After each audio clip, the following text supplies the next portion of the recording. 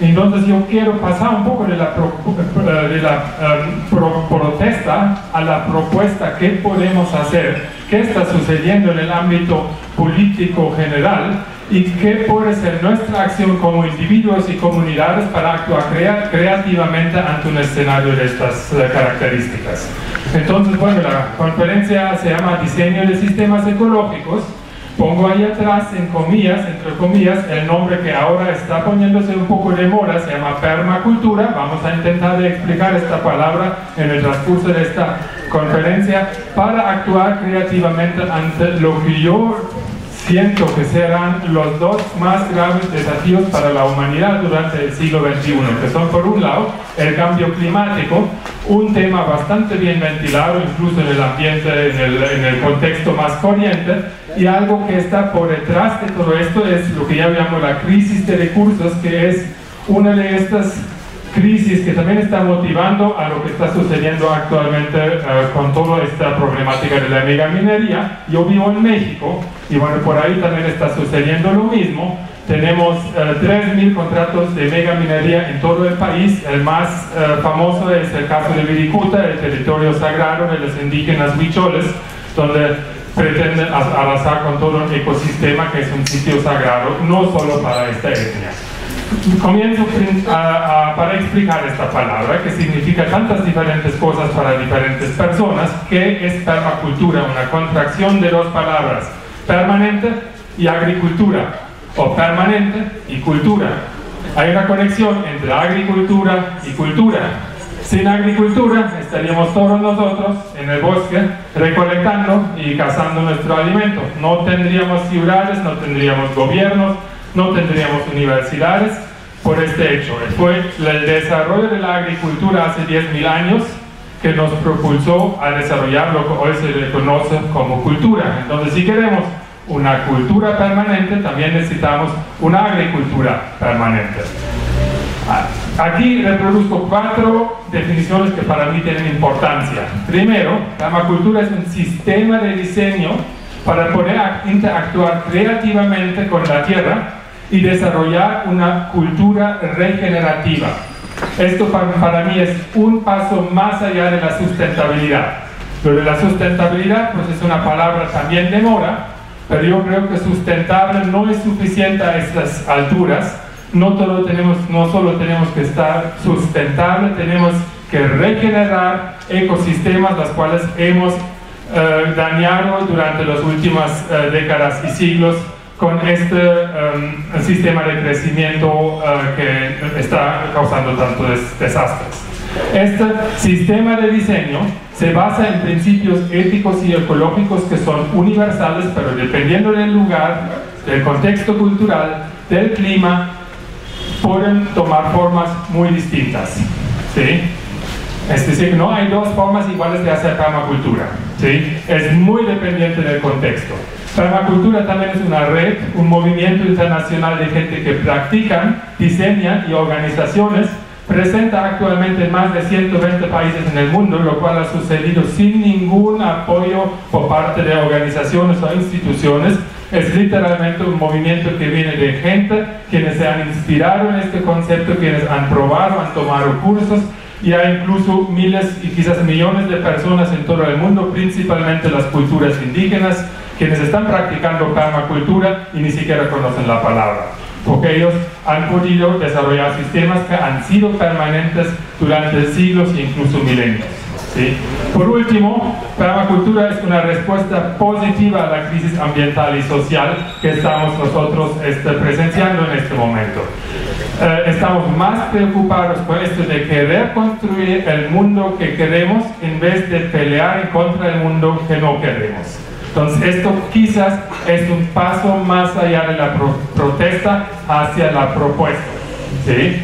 Entonces, bueno, uno puede preguntarse, estamos en una crisis ambiental y social, esto no es el espacio para ahora quedarnos solamente rebasando las crisis, pero es importante pasarlos una vez por todas un poco sistémicamente al nivel ambiental. Tenemos el cambio climático, también tenemos la pérdida de suelos y en el país donde yo resido, México, la desertificación, también la infraestructura que fue construida para funcionar cuando energía y recursos estaban baratos. Hoy en día cada vez es más y más caro para mantenerla cuando energía y recursos son cada vez más caros. Y por último, pues sí, tenemos el problema del agotamiento de los recursos. Pues más adelante voy a hablar un poco más de esto. Al nivel social tenemos el fenómeno de la creciente desintegración de familias y comunidades, lo cual sucede tanto en el campo como también en las ciudades. Tenemos comportamientos adictivos, y ni siquiera quiero meterme aquí al asunto de las sustancias ilícitas, pero hay muchas adicciones sistémicas, como por ejemplo la adicción a la tele, la adicción al azúcar, la adicción a comprar, la adicción al coche, la adicción a múltiples cosas, que creo que cada uno de nosotros tiene alguna pequeña adicción si honestamente revisa su propia vida, y este quizás es hasta un reflejo de una adicción sistémica más amplia de toda nuestra civilización. ¿Sí?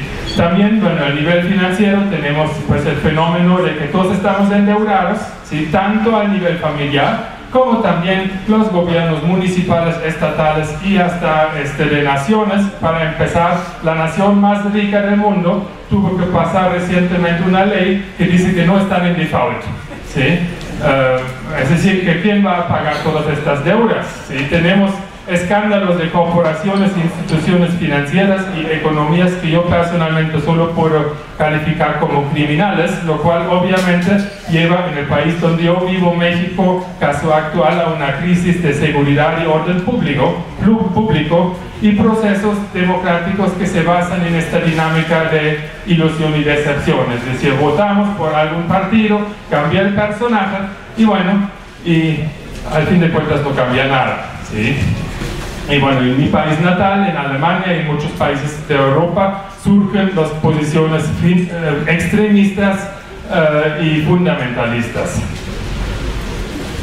Bueno, pregunta: ¿se agotan los recursos? Eso es un tema que pocas veces se habla, pero el fenómeno de la megaminería, de que parece para algunas instituciones o empresas que es rentable triturar una tonelada de montaña, utilizando miles y miles de litros de agua y contaminándolos para sacar un gramo de oro, un gramo de algún mineral, nos muestra alguna problemática que está por en el fondo.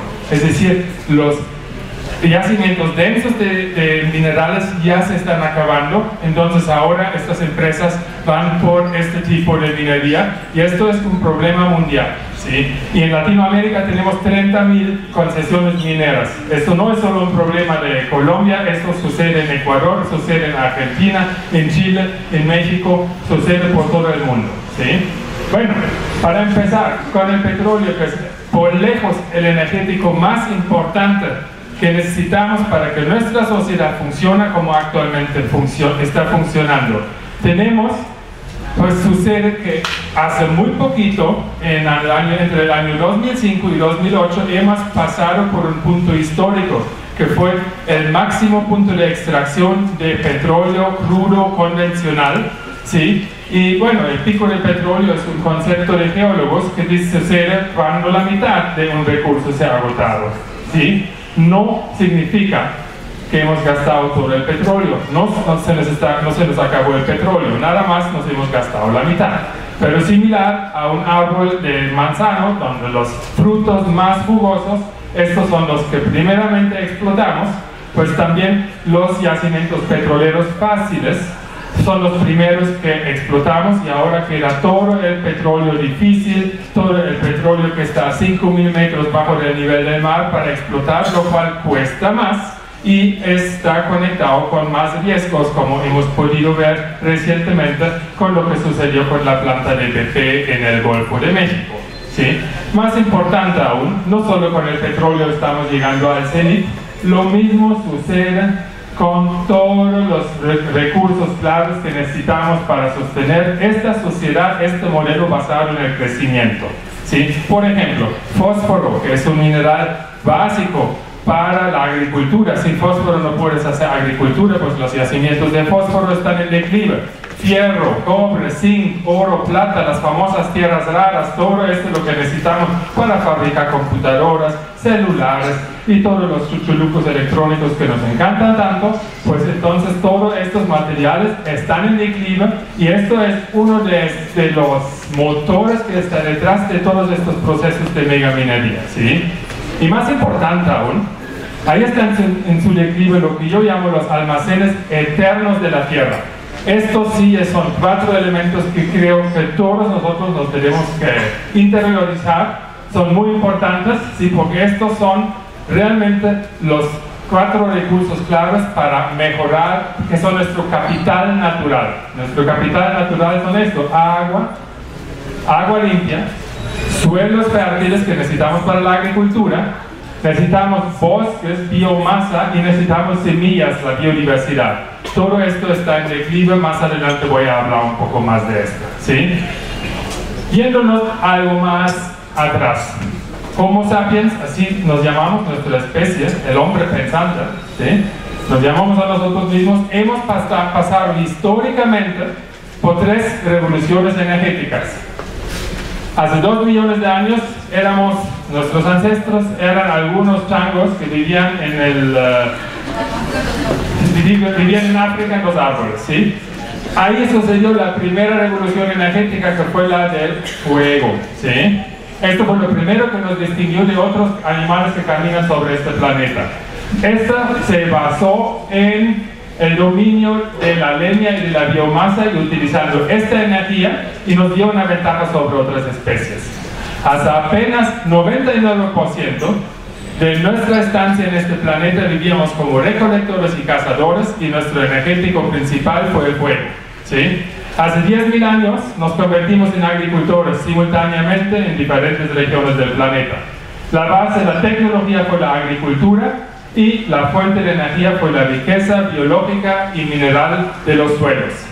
Todos vírgenes y fértiles después del retiro de los glaciares al fin de la última era de hielo, ¿sí? Y hace apenas 300 años nació esto, lo que llamo aquí Homo industrialis, no sé cómo llamar esta especie que somos ahora, pero utilizar petróleo, carbón y gas, que son la fuente de energía, que es fotosíntesis, almacenada durante millones de años por la Tierra y luego concentrados por complejos procesos geológicos, ¿sí? Esto es lo que hoy nos ha dado esta ventaja, ¿sí?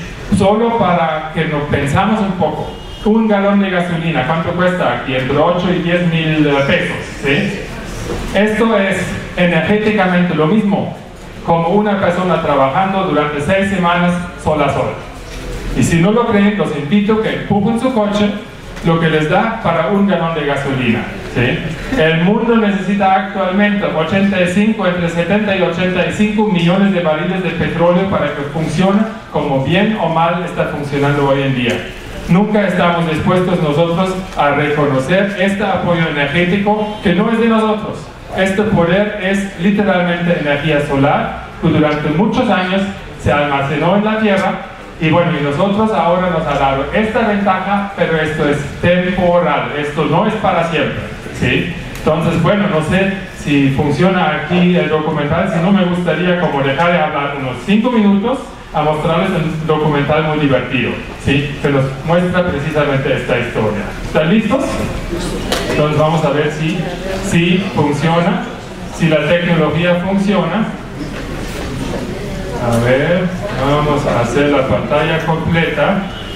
A ver. ¿Se escucha? Sí. Una breve historia sobre los combustibles fósiles. Todo empezó con el Big Bang. Espera, no tenemos que estar lejos. La Tierra se formó hace 4.5 billones de años. No, todavía demasiado lejos. Prueba esto, es la Edad Media. La gente en Gran Bretaña se queda sin leña y empieza a quemar carbón, pero agotaron el carbón del suelo. Los mineros se excavan cada vez más profundo, pero las minas de carbón se llenaban de agua. Thomas Newcomen inventa una máquina de vapor a carbón para bombear agua y que así los mineros puedan seguir cavando. James Watt hace que sea práctico para otros usos. Ahora tenemos los ingredientes para la revolución industrial, combustibles fósiles y una manera de ponerlos a trabajar. El infierno se desata. Los mineros no pueden cargar todo el carbón. Las vagonetas lo hacen más fácil. Vagonetas y máquinas de vapor combinados hacen un ferrocarril. Michael Faraday construye el primer motor eléctrico. Nikola Tesla inventa la corriente alterna. Pronto las empresas de servicios públicos comienzan a quemar carbón para generar electricidad. Mientras tanto, el Dune Drake perfora el primer pozo de aceite mineral en Pensilvania. Y Gottlieb Daimler construye un automóvil que funciona con petróleo. El alquitrán de hulla y el petróleo se convierten en productos químicos industriales y en productos farmacéuticos que prolongan la vida. La población crece. Los hermanos Wright inician la era de la aviación impulsada por petróleo. Fritz Haber y Karl Bosch hacen abono a partir de combustibles fósiles. Fertilizantes y tractores hacen aumentar la producción de alimentos, alimentando a más gente. La Primera Guerra Mundial es el primer conflicto con combustibles fósiles. Luego viene la Segunda Guerra Mundial, dando los misiles guiados y bombas atómicas. Entre medio hay una gran depresión, en parte causada por la sobreproducción. Las cadenas de producción fabrican productos más rápidos de lo que la gente los necesita. Los ejecutivos de publicidad aumentan el consumismo para absorber la sobreproducción. Es la década de los 50. Los anunciantes utilizan la televisión para enganchar nuevas generaciones de consumidores. En los años 70 hay una combustión de petróleo. Todos se sorprenden al darse cuenta de lo dependientes que son del petróleo. Con la crisis energética nace el movimiento ecologista, pero los precios del petróleo bajan y todos se olvidan de la escasez de energía. Hay un enfrentamiento entre el mercado y las economías planificadas. El mercado gana. Adiós, malvado imperio soviético. Los políticos deciden que el mercado lo va a resolver todo. Llegan los computadores personales. La globalización toma el control cuando el mercado advierte que la mano de obra es más barata en China. De repente, todos tienen teléfono móvil, pero las reservas mundiales de petróleo se empiezan a agotar. China quema ahora la mitad del carbón del mundo para producir productos de exportación. Pero, ¿de dónde va a sacar China más carbón y petróleo para abastecer más crecimiento? Problemas ambientales en todas partes. El aumento de los niveles de CO2 llevan a olas de calor récord. Inundaciones, sequías, se acidifican los océanos, antiguos bosques desaparecen. Las especies se extinguen a una velocidad 1000 veces mayor que la normal. El agua dulce es escasa o está contaminada. Las compañías petroleras perforan cada vez más profundo en el mar, pero una plataforma de petróleo en aguas profundas explota y devasta el Golfo de México. Las fábricas se trasladan y contaminan países donde la mano de obra es barata, mientras Estados Unidos se convierte en un casino. El sector financiero es el 40% de la economía, pero Wall Street está sobreendeudado, el desempleo se dispara, el crédito se evapora. La economía está al borde del colapso. Ok, tiempo presente. Es increíble lo lejos que hemos llegado a 200 años. Solo la duración de 3 vidas humanas desde el inicio de la industrialización hasta ahora. ¿Pero a dónde nos dirigimos? No podemos seguir duplicando la población humana. No podemos seguir arrojando carbono en la atmósfera. No podemos seguir arruinando el suelo. No podemos mantener a la creciente población y el consumo, o basar la economía en combustibles fósiles que se agotan. No podemos solo imprimir más dinero para resolver la crisis de crédito. Ha sido un viaje excitante, pero hay límites. Ahora, no es el fin del mundo, pero hay 4 cosas que tenemos que hacer rápido. Aprender a vivir sin combustibles fósiles. Adaptarse al final del crecimiento económico como lo hemos conocido. Mantener 7.000 millones de seres humanos y estabilizar la población a un nivel sustentable. Y hacer frente a nuestro legado de destrucción del medio ambiente. En resumen, tenemos que vivir dentro del presupuesto de la naturaleza de los recursos renovables, a velocidad de reposición natural. ¿Podemos hacerlo? No tenemos otra opción. Las fuentes de energías alternativas son importantes, pero ninguna puede sustituir por completo los combustibles fósiles en el tiempo que tenemos. Además, hemos diseñado y construido nuestra infraestructura para el transporte, la electricidad y la agricultura para adaptarse al petróleo, carbón y gas. También vamos a tener que repensar algunos de nuestros valores culturales. Ninguno de nuestros problemas globales pueden ser enfrentados de manera aislada y muchos no pueden ser resueltos completamente. Tenemos que prepararnos para un modelo de negocios inusual. Nuestro principal objetivo es la resiliencia, la capacidad de absorber golpes y seguir adelante. Si no hacemos nada, igual llegaremos a un futuro sin carbón, pero será funesto. Sin embargo, si planeamos la transición, podemos tener un mundo que apoye comunidades robustas, de gente sana y creativa, y ecosistemas con millones de otras especies. De una u otra forma, estamos en el viaje de nuestras vidas. Entiende los problemas y ponte a trabajar. Están todas las manos al volante.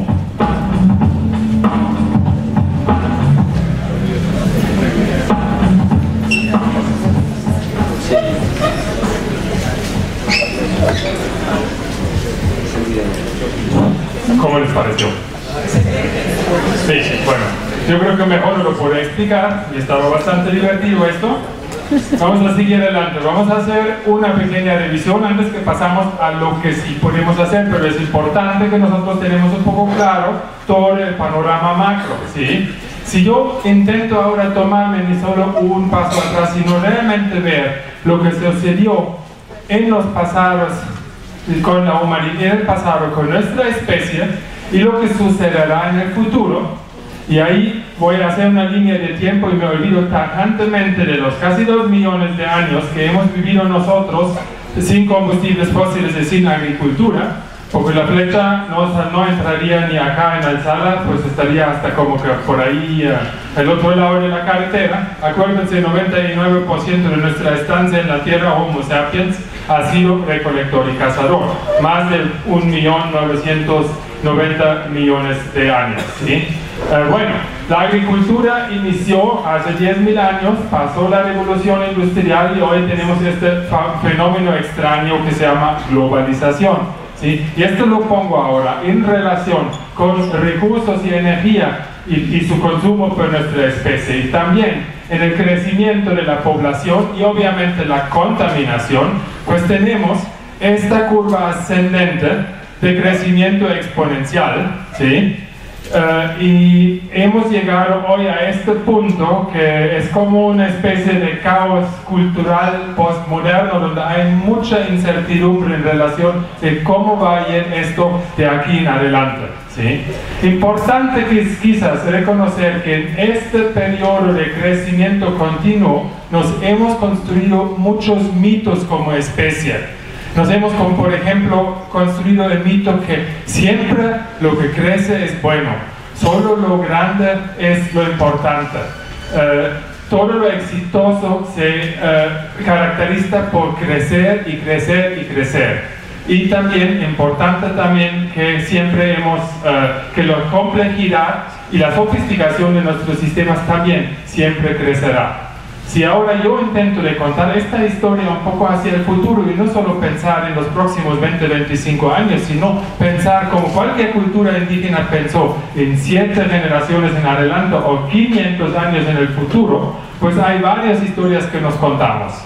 Hay algunos que dicen esto, obviamente esto va a seguir, vamos a seguir creciendo, la explosión tecnológica, nos vamos a ir al espacio, nos vamos a fusionar con las computadoras, inteligencia artificial y cuentos semejantes. El segundo escenario, que es cuando los políticos nos quieren vender la sustentabilidad, es este, de que vamos a lograr bajar de este pico y establecemos nuestro uso de energía y recursos, crecimiento de la población y la contaminación también en este punto bastante alto todavía, y así seguirá para siempre, siempre o siempre, ¿sí? El tercer escenario que personalmente creo que es el más probable es este, que se llama el descenso energético. Considerando el límites en recursos y energía y también muchos recursos naturales, quizás en el futuro vamos a experimentar un lento descenso tanto en población como también en sofisticación y expresión de nuestras sociedades. Y obviamente existe ahí el otro escenario que lo pongo acá como en negro. Eso es el colapso, el fin del mundo, el 2012, y es también el Apocalipsis, un cuento que también mucha gente habla. Sí, mucha gente se habla, es interesante que mucha gente habla de este escenario rojo, hay bastante debate también sobre este escenario verde, y interesante que la gente cuando se convence que a lo mejor esos dos escenarios son un poco improbables, llega como al otro extremo, entonces significa que eso es el fin del mundo. ¿Sí? Los quiero invitar de aquí en adelante a considerar el descenso energético como un escenario posible, y lo que voy a contar aquí a continuación quizás hace más sentido si por lo menos por un rato vemos esta posibilidad que de aquí en adelante durante los próximos décadas y siglos vamos a experimentar un descenso, y esto puede ser un experimento creativo que puede ser un desafío para la humanidad, y podríamos teóricamente utilizar nuestra inteligencia, que según nos creemos tan inteligentes, para adaptarnos creativamente ante un mundo donde recursos y energía serán cada vez más limitados y cada vez más escasos. ¿Cómo podríamos hacer esto? Pues yo creo que primero es saber qué es el descenso energético. va a haber menos rendimiento neto energético, va a haber plantas solares, va a haber energía eólica, energía hidráulica, todo esto existe, pero no tienen el mismo rendimiento como el petróleo nos generó durante un tiempo, ¿sí? Si lo vemos desde una perspectiva optimista, lo podemos visualizar como un globo que está bajando a tierra después de un largo vuelo donde hemos podido acceder a increíbles alturas y ahora es tiempo de regresar a tierra lentamente. Podríamos incluso utilizar esta perspectiva que hemos ganado gracias a este vuelo para diseñar de una forma inteligente este descenso, ¿sí? Puede también reflejar el ascenso energético, porque durante las últimas décadas ha sido muy rápido todo este crecimiento. Así puede ser rápido durante las próximas décadas y lento a través de los siglos, ¿sí? Personas quienes no están preparados para este escenario a lo mejor lo van a experimentar como un viaje en montaña rusa. ¿Quién ha ido en montaña rusa? Aquí, levante la mano. ¿Quién ha ido en montaña? Muchos, ¿sí? Saben que la primera bajada siempre es lo más difícil, ¿sí? Luego uno se acostumbra a todo esto, ¿sí? Y bueno, muy importante, algo que hoy en día pocos consideran, yo que trabajo mucho con la producción de alimentos, nuestra producción de alimentos, y por eso es tan importante reconocer este lugar donde ahora se pretende hacer este desarrollo de la mega minería. Hoy pude caminar un poco a este lugar, son tierras increíbles, fértiles. Son realmente lo que me dijeron también la gente de la zona, es una de las zonas de producción agrícola más importantes de Colombia. Entonces realmente sería devastador si lo estamos destruyendo solamente por llegar a algunos minerales, ¿sí? Porque sin combustibles fósiles nuestro sistema de agricultura se tiene que repensar completamente. Actualmente, agricultura es consumidora de energía. Gastamos entre 7 y 10 calorías en combustibles fósiles para producir 1 caloría de alimentos. Jamás en la historia de la humanidad hemos tenido un déficit tan grande en nuestro sistema de producción alimenticia. Históricamente, la agricultura fue una ganancia energética para la humanidad. Los humanos invertían entre una unidad de energía en tender sus campos y hacer todo el trabajo y ganaban entre 1.5 y 2.5 de unidades de energía por el alimento que obtenían. Hoy nuestro fertilizante está hecho con gas natural que está sintetizando el nitrógeno que está en el aire para hacerlo polvito. Necesitamos combustibles fósiles para los tractores, para el transporte y bueno, y esto se empeora aún con todo el plan de los transgénicos, ¿sí? Esta agricultura es consumidora de energía, no es productora de energía como debería que ser la agricultura y esto es un grave problema. Obviamente tenemos suelos empobrecidos, esto es algo que tenemos que cambiar. También tenemos clima inestable. Con el cambio climático tenemos la reducción de la biodiversidad cultivada, menos diversidad de semillas y cada vez hay menos productores. ¿Sí? Cada vez hay menos gente quienes realmente saben cómo obtener alimento de la tierra de una forma orgánica. Por eso creo que ese es uno de los trabajos más nobles que existen, ¿sí? Y en esta zona que hoy se pretende destruir con este proyecto, pues hay todavía mucha gente quienes están haciendo este labor, ¿sí? Tenemos que repensar nuestros supuestos, lo que suponemos que nos va a traer el futuro. A mi modo de ver, los seres humanos somos parte de la naturaleza, ¿sí? Y esto no es ningún dicho esotérico, todos somos de carne y hueso. Y en algún momento, cuando nos morimos, en el mejor de los casos, seremos alimento para los lombrices y para los microorganismos que literalmente nos van a hacer que nuestras moléculas formaran parte de todo este entorno vivo, ¿sí? Entonces no es algún rollo esotérico, algo así. Y los combustibles fósiles hicieron posible el mundo como lo conocemos hoy. No fue solo nuestra inteligencia, nuestra supuesta inteligencia. Vivimos una crisis ambiental de efectos tan grandes que realmente no podemos saber qué pasará. Perdemos un poco el control.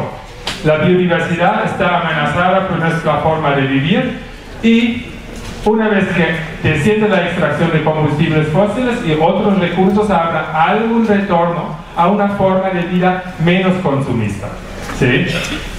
Entonces, bueno, aquí quiero hacer una pequeña pausa. Yo sé que les metí un poquito a un escenario un poco denso, ¿sí?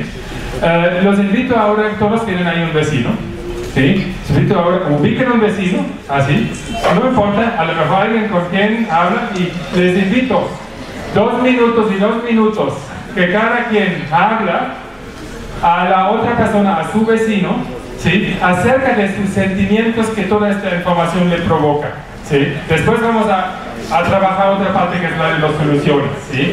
Los invito a que intenten de contestar en esta breve práctica. Primera dinámica es, una persona habla, la otra escucha, después voy a hacer señal y cambiamos, y pueden tomar como guía pues estas 3 preguntas para simplemente compartir lo que se sienten. Bueno, vamos a empezar. ¿Cómo estamos? ¿Estamos bien? Ya nos pudimos ventilar un poco.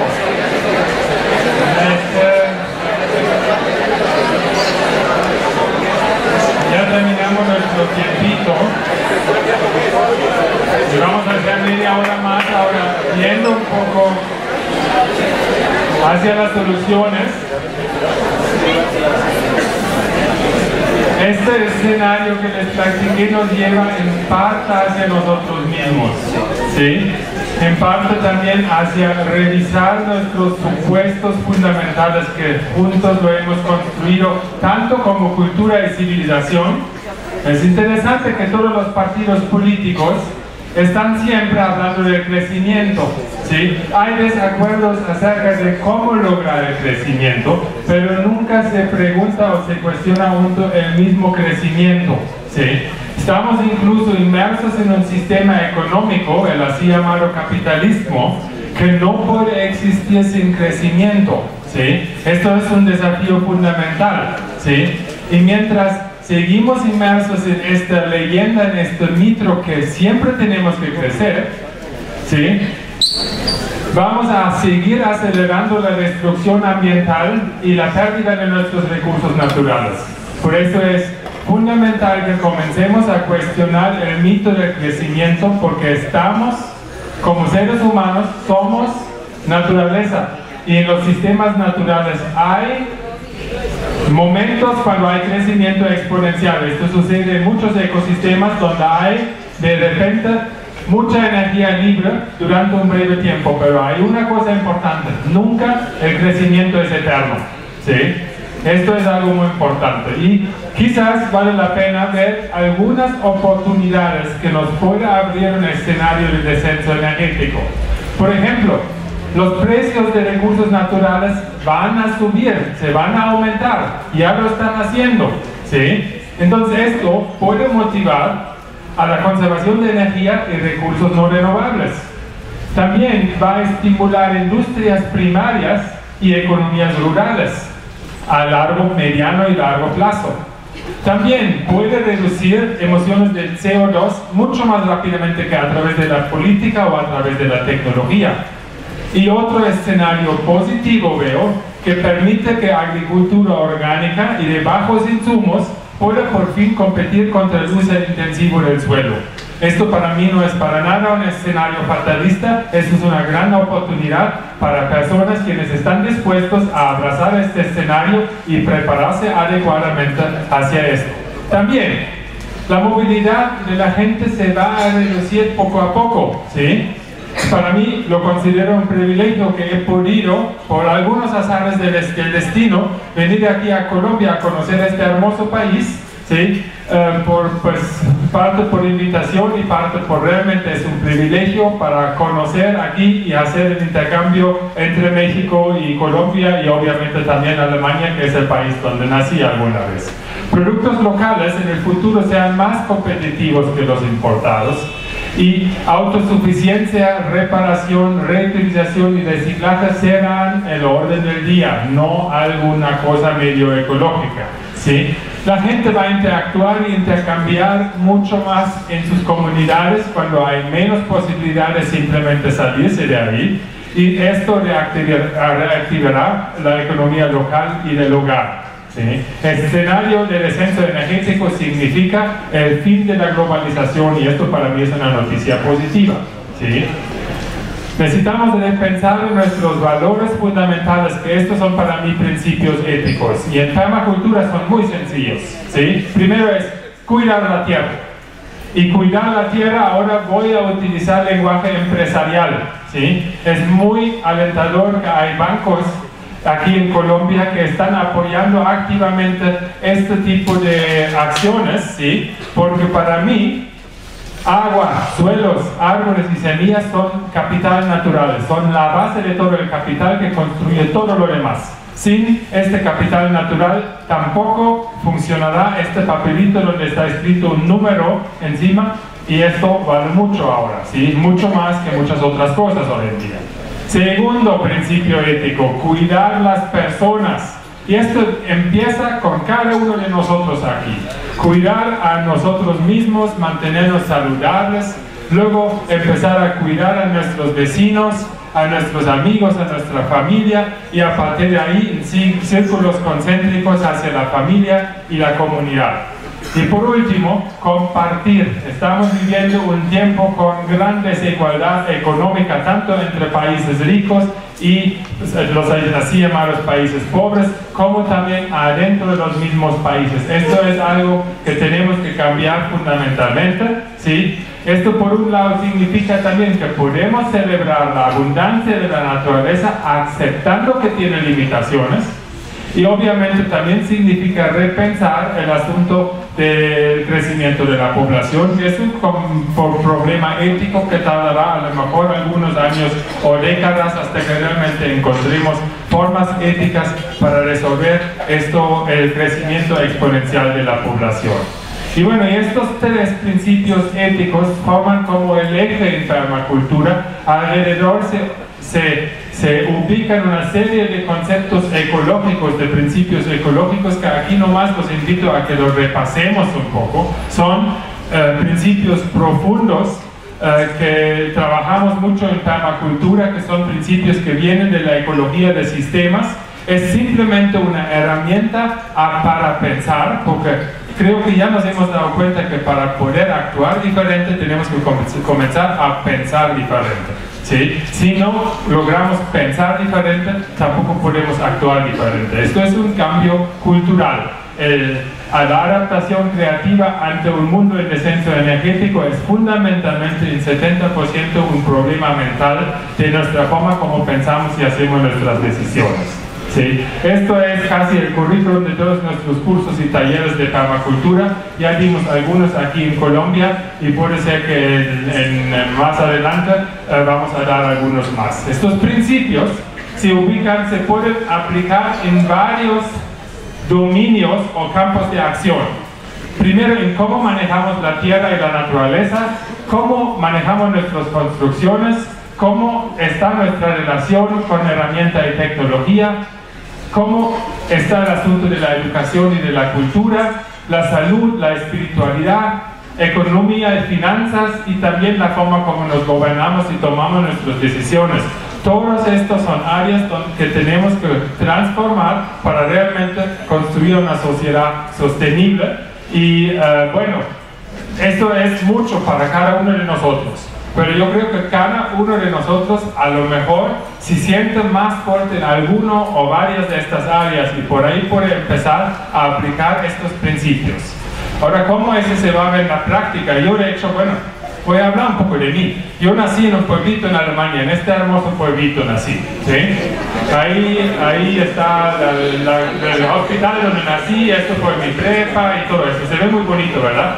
Miren. Mi gran crisis sucedió a los 14 años, cuando el gobierno alemán decidió construir una central nuclear a 14 kilómetros de este pueblo, ¿sí? Ahí me di cuenta que pues, el mundo no es tan bonito como se ve, ¿sí? Y entonces aprendí mucho acerca de la energía nuclear, incluso presencié un movimiento social que logró efectivamente parar este movimiento, ¿sí? Entonces, después de un año de casi un levantamiento popular, el gobierno alemán decidió que no lo vamos a hacer. Bueno, poco después me doy cuenta que a 30 kilómetros al lado estaba la base de armas nucleares más grande del mundo, que era de los gringos, era todavía el tiempo de la Guerra Fría, y esto fue, bueno, para mí como algo que, bueno, como un sentimiento de paraíso perdido, ¿sí? A mí me formó mucho todo esto, Posteriormente, en 86, vino la catástrofe de Chernobyl, ¿sí? Unos días hermosos de primavera y nos prohibieron salir a la calle por la radiación, ¿sí? Entonces estas son cosas que obviamente forman, y a mí me implantaron muchas dudas en torno al modelo vigente, ¿sí? Entonces, bueno, yo me formé con ecoaldeas y comunidades intencionales. Esto fue un experimento que hicimos en España, que todavía sigue vivo, se llama Matavenero. En México también viví en otra ecoaldea que se llama Huehuecoyotl, y en todos estos ámbitos pude como que hacer experimentos de cómo se hace esto diferente, ¿sí? Entonces hoy vivo ahora en esta zona, que es una zona que hoy está también aquí en Colombia en los medios, porque ya nos llegó la violencia también por ahí. Michoacán en México es ahora uno de los focos fuertes de violencia. Bueno, ahí estamos haciendo este proyecto, ¿sí? Al lado de un pueblo que se llama Erongarícuaro, de 5.000 habitantes. Hemos comprado un terreno y estamos pues llevando a cabo un desarrollo ecológico partiendo desde la acción personal, ¿sí? Y esto es como algo donde uno puede también insertarse a este tema de la naturaleza. La iniciativa se llama tierramor.org, lo tengo en conjunto con mi familia. Esto es también una página web que los invito, si un día quieren, están surfeando en internet, pueden ahí mirar. Entonces, ¿qué estamos haciendo? Bueno, eso es el diseño de la granja. Estamos haciendo huertas, estamos teniendo ganado menor, aves y patos y gallinas. Estamos capturando agua, estamos reciclando el agua residual en el terreno, dándole un segundo uso, un tercer uso, un cuarto uso. Estas son algunas fotos de lo que estamos haciendo: cultivos mixtos basados en cultivos perennes, agricultura regenerativa y cuidado de suelos. Esto es una propuesta, obviamente, también de cómo nosotros realmente podemos vivir en la naturaleza sin dañar, no solo sin dañar, sino cómo podemos incluso regenerar vida a través de nuestro diseño de nuestra vida, ¿sí? ¿No? Son algunas cosas que estamos haciendo: composta, agricultura regenerativa. También trabajamos con campesinos en la zona, primero nosotros aprendiendo de cómo fue su ritmo, y nosotros, bueno, aportando nuestros conocimientos en los biofertilizantes y restauración de suelos. Y hicimos pues todo el proceso hasta tener la famosa tortilla mexicana en el terreno. Algo similar los invito a hacer aquí pues también, para relacionarse con los productores y realmente saber por qué está esta problemática tan grave, y por qué muchos campesinos deciden que el campo ya no es una fuente de vida, ¿sí? También trabajamos, bueno, México es una zona de escasez de agua, entonces pues es muy importante también resolver este punto, capturar el agua. Y bueno, y esto es uno de estos ejemplos de cómo nosotros estamos acá. Bueno, vamos a ver. Bueno, está como, bueno, esto se desconfiguró un poco. Quería hacer un ejemplo de ciclaje de recursos. Tenemos bicimáquinas también, una máquina de bicicleta que a su vez está como a través de pedales podemos moler y podemos desgranar el maíz, ¿sí? Tenemos también un consultorio y laboratorio de plantas medicinales, producción de semillas criollas, ¿sí? Entonces también trabajamos en construcciones de barro, que es otro ámbito muy importante en esta nueva vida de cómo rescatamos y reinventamos nuevos métodos de construir con los materiales más ancestrales, que todavía hoy en día más del 60% de la humanidad vive en casas de barro, y de hecho son mucho más saludables que las casas de material, ¿sí? También tenemos un programa educativo, es decir, educamos a la gente en todas estas técnicas, ¿sí? Bueno, ¿qué son técnicas de permacultura? Paso a algunas cosas como agricultura en hortalizas familiares, por lo pequeño que sea. Esa es la forma más eficiente de producir alimentos, ¿sí? Cerca de donde vive la gente. 70% de nuestro peso-volumen de los alimentos son frutas y verduras. Por eso esto tiene que producirse cerca de donde vive la gente, es decir, de manera posible dentro de los mismos traspatios y dentro de las mismas ciudades, ¿sí? En la Ciudad de México, por ejemplo, hay un gran movimiento ahora de agricultura en azoteas en cualquier lugar visible. Incluso esta es una huerta en medio de una glorieta de una vía pública en la Ciudad de México. ¿Sí? Entonces cada vez más hay gente joven que dice que toma incluso lugares públicos y reemplaza las plantas de ornato tóxicos por plantas comestibles para como que de esta forma también traer la producción de los alimentos más cerca donde vive la gente. Y para eso es fundamentalmente importante que entendamos cómo funciona un suelo sano y vivo, ¿sí? Porque esto es lo que muchos agrónomos lamentablemente hoy nunca aprenden en la universidad. Cómo un suelo realmente se puede mantener vivo, o en dado caso cuando ya está dañado, cómo podemos convertir un suelo como este que no tiene vida hacia esto que es un suelo rico en humus y rico en capa fértil. Ahora bien, el lugar que ahora se pretende destruir, y hoy tuve la oportunidad de ver algunas granjas orgánicas ahí, que están justo en esta zona que se pretende devastar con este proceso de megaminería, es una zona que tiene mínimo 50 centímetros de humus, de tierra muy fértil. Lamentablemente ahora se está dañando bastante por el uso de los agroquímicos, pero ya hay grupos pioneros en la zona que ya están trabajando con agricultura orgánica, y esto puede ser un movimiento que en dado caso puede hacer que hay cada vez más producción de alimentos sanos aquí mismo en el departamento, ¿sí? Hay muchas formas de cómo podemos construir y mantener la fertilidad de nuestros suelos, y estas son algunas técnicas que dentro de la agricultura orgánica y de la agroecología se están manejando. Bueno, uno de los más grandes expositores de este tipo de agricultura, Jairo Restrepo y Mario Mejía, también son colombianos y que han inspirado no solo en este país sino en toda Latinoamérica, han inspirado a agricultores a emprender este camino. Y para mí en lo personal también fueron grandes maestros, y quiero reconocer también, les debo mucha inspiración para poder trabajar, y pues Colombia tiene este recurso y hay que como que cada vez más darle importancia a esto. Bueno, aquí les presento a mi maestro en agricultura, ¿sí? Don Agapito Ortiz, agricultor de 85 años de edad. 70 años de su vida se pasó cultivando alimentos, y esto es un recurso que también aquí en Colombia está todavía presente. Personas de tercera edad quienes han vivido en carne propia una vida sin combustibles fósiles, y estos los tenemos que valorar, los tenemos que preguntar y tenemos que aprender de ellos, y esto es mi maestro en México, pues, y seguramente aquí tienen personas que hacemos lo mismo. Otras formas de hacer una agricultura regenerativa, que hacen el proceso de la agricultura un proceso que al mismo tiempo que mientras obtenemos alimentos también nos hace como nos mejora el capital natural que son nuestros suelos, ¿sí? Ahora lo voy a pasar un poco rápido, la presentación va a quedar aquí con los compañeros para que lo distribuyan y lo piratean y lo mejoren, por favor, ¿sí?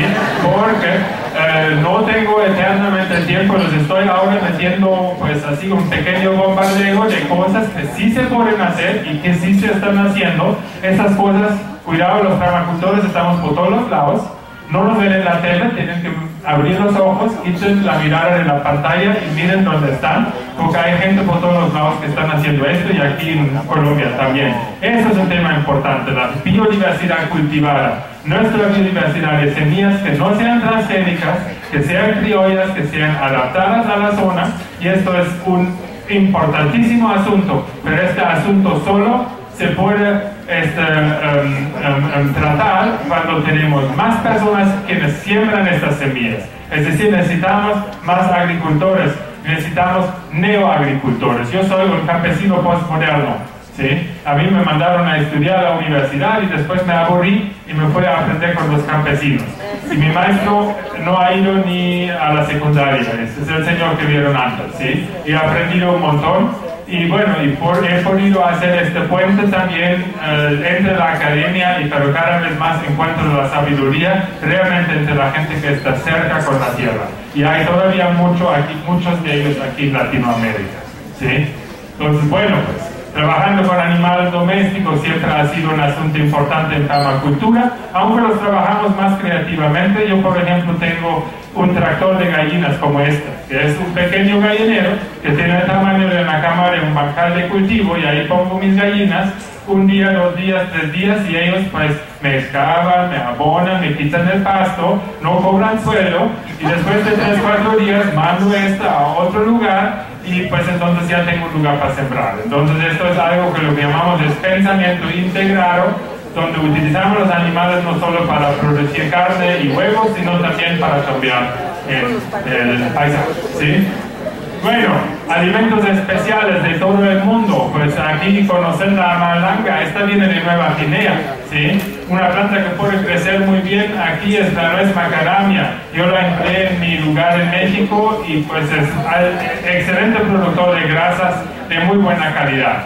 Y hay muchos otros alimentos que aquí nomás menciono algunos ejemplos que vienen de todas las partes del mundo, pero que podemos integrar a nuestros diseños regenerativos, ¿sí? Bueno, agroforestería y bosques comestibles. Esto es una estrategia para producir en zonas tropicales basado en plantas perennes y no en plantas anuales. Es interesante que suelos tropicales, la mayoría de la fertilidad está almacenada en la biomasa y no en el suelo. En el momento que quitamos la vegetación, corremos peligro en perder cada vez más biodiversidad y cada vez más fertilidad en el suelo. Entonces, uno de los trucos, uno de los secretos para mantener un suelo tropical fértil durante mucho tiempo es tener muchas plantas creciendo por ahí, y en el mejor de los casos una variedad de plantas perennes y muchos árboles leguminosos como el chachafruto y bueno, hay como por lo menos unos 15 de estos árboles que podemos integrar a lo que llamamos policultivos perennes. Esa es una nueva forma de hacer agricultura, mucho más sustentable que la forma de agricultura a suelo desnudo, ¿sí? Y bueno, ¿cómo podemos manejar bosques?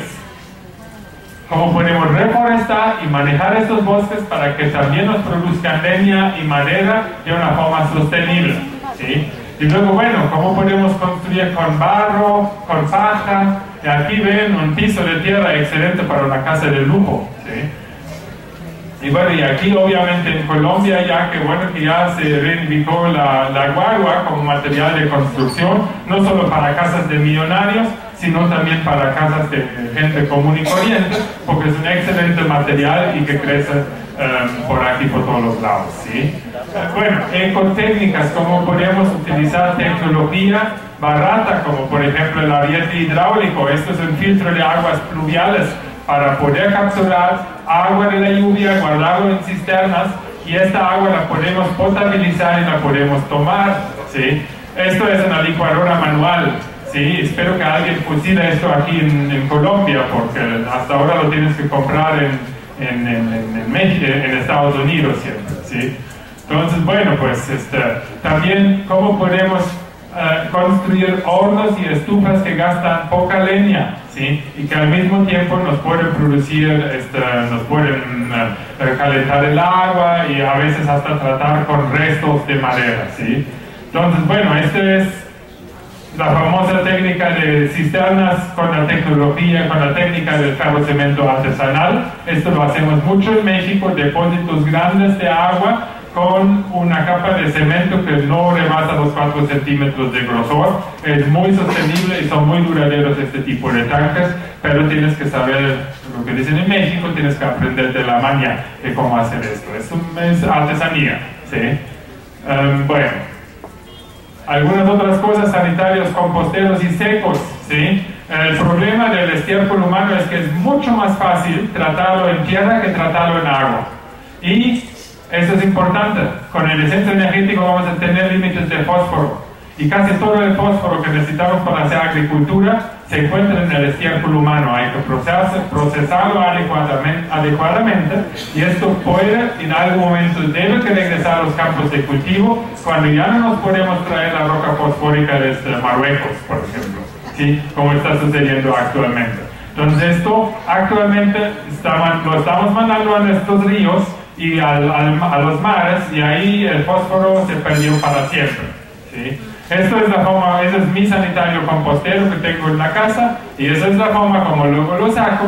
después de medio año de descanso, y luego lo mezclo con un montón de otros materiales como poda de pastos y estiércoles de vaca y de gallina, y luego lo aereo, lo volteo durante una semana todos los días y los paso por un proceso de calentamiento de hasta 60 centígrados, y con esto lo estoy efectivamente transformando hacia otra cosa. Ahí está el montón de la composta, que después está perfectamente estéril y lo hemos mandado por análisis a patógenos y está perfectamente bien, pero hay que saber cómo procesarlo para que no haya un problema para la salud, obviamente. Sin embargo, esto está bien, y lo que está sucediendo actualmente en mandar todo esto sin ningún tratamiento a los ríos, para mí esto es la verdadera la contaminación, ¿sí? Entonces, bueno, algunas cosas, también estamos reciclando aguas grises en nuestra casa, y esto es un tema que especialmente en lugares con poca agua ha sido importante. Quizás aquí en esta zona no, porque llueve mucho. También podemos usar creativamente combustibles fósiles a través de tecnología como celdas fotovoltaicas, pero cuidado, celdas fotovoltaicas y también hidroeléctrica es combustible fósil almacenado, y aquí no hay tanto sol como en México para usar realmente las fotoceldas, y son carísimas además. Entonces no es una energía libre del sol, es tecnología compleja que sirve para necesidades modestas, ¿sí? También hay que trabajar con los niños. Acabo de estar en una escuela en Cali donde se hace un trabajo impresionante con los niños para acercarlos a ellos, a los ciclos de la naturaleza, ¿sí? Entonces, una nueva forma de educación. Entonces, esto es algo muy importante. También aprender nuevas habilidades. Esto es un vecino mío en el pueblo donde estoy. No lo van a creer, este personaje hace 10 años era un gerente de una cocina en un hotel de lujo en Cancún, en el sur de México. Y estaba ya muy cansado de este trabajo y vino a un curso con nosotros de permacultura, y luego aprendió una habilidad interesantísima que fue la herrería de forja, ¿sí? Esta habilidad lo aprendió de un herrero de tercera edad, y ahora se va a los tiraderos de coches viejos, y él sabe calificar metales. Entonces él se busca los metales y sabe la válvula del motor Ford, tal, es este tipo de metal, y esto lo compra por pocos, por $1, $2, se compra 1 kilo de estos fierros, y luego de esto saca cuchillos y herramientas de un increíble valor. Esto es un auténtico negocio, una habilidad para el tiempo de descenso energético, porque tenemos tanto fierro y tanta basura industrial que está esperando ahí para que gente creativa haga algo bueno con esto. Entonces esto es pues mi vecino Javier, ¿sí? También, bueno, la cosa de hacer bicimáquinas, por ejemplo, que es todo un movimiento, que también ahora en Cali conocí un grupo donde también están haciendo este tipo de nuevas máquinas, y esto puede ser pues una empresa para jóvenes, ¿sí? Bueno, cultura participativa, todos nosotros tenemos un artista adentro, pues que lo saquemos. Cultura es más que irse a un concierto o ir a pagar un boleto de cine y sentarse ahí y no hacer nada. Y esto me lleva obviamente a la economía, ¿sí? Economía significa administración de la casa. Esto es el sentido verdadero de la palabra economía. Economía y ecología no están peleados. Si nosotros a través de un tratado ecológico vamos a aumentar lo que llamo el capital natural, esto es económico. El problema hoy en día es que finanzas es otro asunto. Finanzas es una abstracción. El dinero, al fin de cuentas, es una abstracción.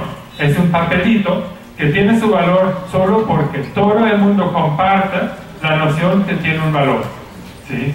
Y sí, sabemos que es bien importante, pero si no cuidamos nuestro capital natural, que son suelos, biodiversidad, árboles, agua limpia y semillas, ¿sí? Si no cuidamos este capital natural, todo el otro capital en algún momento se nos va a desvanecer, ¿sí? Entonces con esto pues ya casi voy a terminar. Nada más esto, pues también en términos de salud tenemos que hacer un cambio. No, 80% de las enfermedades comunes se pueden curar sin recurrir a los antibióticos y a toda la medicina basada en la industria también. no es para descartar completamente la medicina moderna, pero actualmente se está sobreutilizando en muchos casos, ¿sí? Entonces en mi pueblo, bueno, frente de mi casa tengo aquí esta espiral de hierbas donde crecen 25 plantas medicinales de los más importantes y pues nos han sacado de muchísimos problemas de resfríos, de gripas, de tener problemas de estómago y todo esto. Casi no vamos al médico, y bueno, no significa que no, a veces no vamos, pero pues esto es muy poquito en comparación con lo que mucha gente en ámbitos urbanos tiene que hacer. Bueno, y me lleva a otro tema que es obviamente cómo nosotros vamos a autogobernarnos, cómo vamos a construir comunidades resilientes, cómo vamos a construir sociedades resilientes que podemos creativamente adaptarnos a un escenario donde energía y recursos son cada vez más limitados. En este contexto quisiera simplemente hacer aquí una referencia a este libro que ya existe en español, El movimiento de transición. Simplemente búsquenlo en internet, transición, existen páginas en español que son simplemente comunidades, vecindades, pueblos que deciden hacer cosas positivas, proactivas al nivel de la comunidad para creativamente adaptarse a un escenario así. Y esto les invito a considerar que puede ser una fiesta, porque en todo este aumento de energía, ¿cuántas tradiciones nos hemos perdido? ¿Cuántos ecosistemas nos hemos llevado por los suelos? ¿Cuánta destrucción hemos causado? Chance que este descenso que está por iniciar en estos momentos y que nuestros gobernantes y nuestra élite financiera y también mucha gente común y corriente se niegan a esta problemática y están intentando a fuerzas a seguir con el viejo sistema, lo cual está provocando todas estas problemáticas de megaminería y todo esto lo que estamos ahora viendo, ¿sí? Pues yo creo que hay una gran posibilidad de volver a descubrir algo importante en este camino, y esto es lo que yo quería aquí presentar, es simplemente una invitación a considerar todo esto.